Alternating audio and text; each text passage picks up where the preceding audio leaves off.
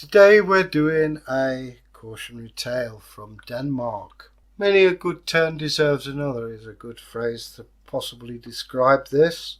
Or you be right with me, I'll be right with you. This story is about a fisherman. Fishing is the lifeblood at this time in Denmark. The fish itself, there are various types, but they would dry the fish, and the nearest I can think of is the Jamaican hacky, where it's dried out and you constitute it and it preserves it.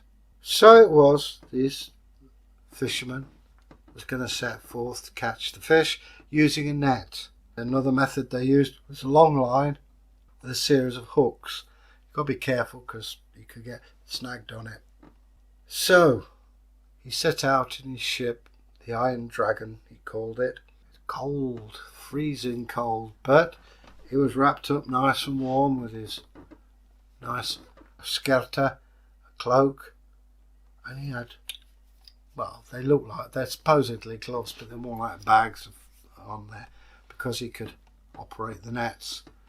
The crew rowed out, it was quite a big boat actually, and into the sea. The waves were getting higher. The sky was the colour of hammered pewter. Seagulls were coming inland, which is usually a sign of a storm. He thought, well, if I don't try, I can't get, because we're desperately needing fish, and I'm afraid, if I don't go out, I won't get food for my family or have any to sell. And off he went. They cast the net and they pulled it in. And as they were doing so, the captain, let's call him Sven, saw an old man bobbing along in the ocean. And he realised that was a merman. He'd heard about them very often. His grandfather used to talk about how his grandfather used to see the mermen. Sons of Njord, he called them, because Njord was the old god of the sea. The Romans call him Neptune. And he saw him and he thought, that's amazing, I haven't seen that. Something to tell the wife and children when I get back in, if I get back in. And the merman looked straight at him and said, cold, so cold, I'm very cold. Oh, I bet you are, said Sven. Can I help you? I lost my sock. It got washed away, and some playful dolphins, they have taken it away, and I am so cold, so cold. Tell you what I'll do, said Sven. He took a sock off, made it into a ball. Here, catch this. The merman caught it. He unravelled the sock, put it on. I'm not cold any more. Thank you, good man. It was so cold. Cold, cold. Yeah, I gathered that, said Sven. Okay, thanks. Anyway, you take care, merman. And you. And he pulled in the net. And it was a sea of silver, shivering, shining. Yeah, about that. A bit of alliteration there. And they soon gutted the fish and were getting them ready. And all was well. But fish and food don't last forever. There comes the time when you've actually got to go out and get some more. And the sky again, it looked threatening. No point in beating about the bush, said Sven. We have got to go out there and we have got to get some fish. Now, if you're frightened and don't want to come, that's your loss, not mine, okay? But don't come crying to me that you've got no fish. So it was, they all got in the ship. The nets were cleaned and dried and they got ready. Okay, boys, let's get going. Yes, boss. Bragi, you get on the old steering board. You're the only one who knows the stars. Okay. And off they went. The sea was the colour of lead. The sky seemed to join together. It didn't look good. Seagulls had been coming in and landing all day. A flaming nuisance. But that's always a sign things are not good at sea.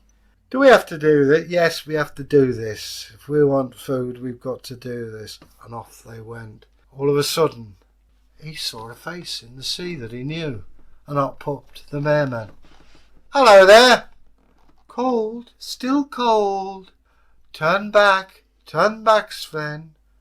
Otherwise you will come to grief. Oh, I'll just put my net out. Doesn't matter. Pull your net in. Get back to port. Still cold. Okay, so in they come. Come on, boys. We've only just... You heard what the guy said. And they pulled the net. And it was a magnificent haul of fish.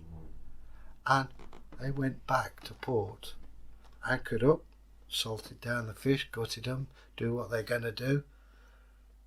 The fleet that had gone out of 20 ships, only they came back alive.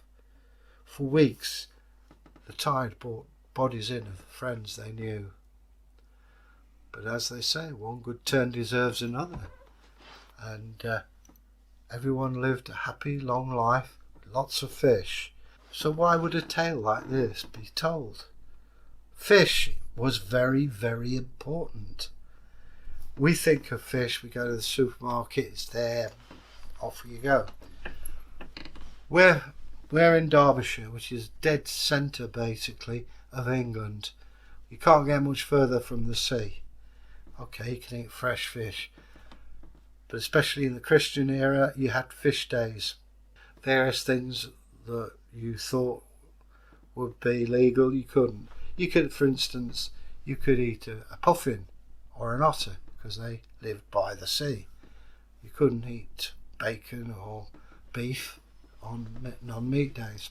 The fish would be dried out. It's like, as I say, hacky that you can get today.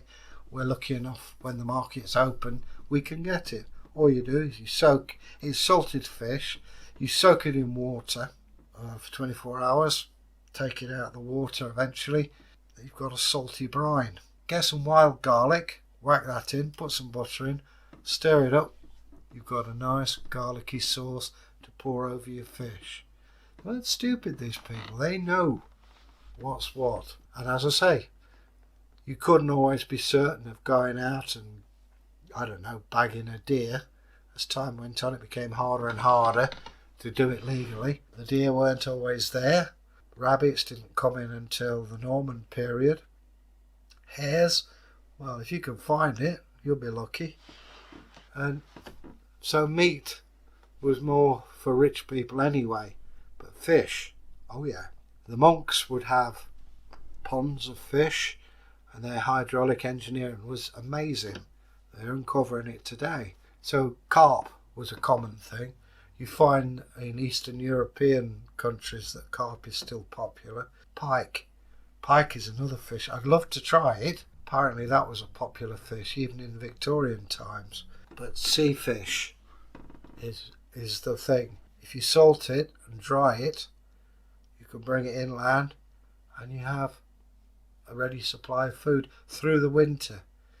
And this is the thing that people today tend to forget. It could be November, so we nip down to the supermarket and we can get minced meat, we can get fruit, we can get fish, we can get virtually anything that's available.